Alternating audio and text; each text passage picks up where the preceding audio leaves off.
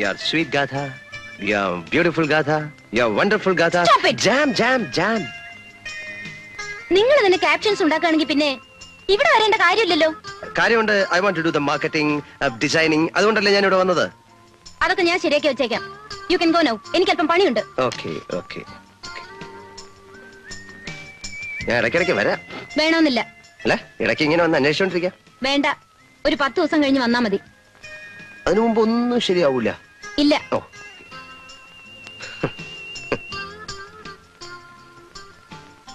please love me, Gatha.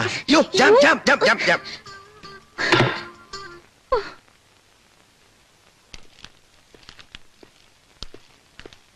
ఏంటి?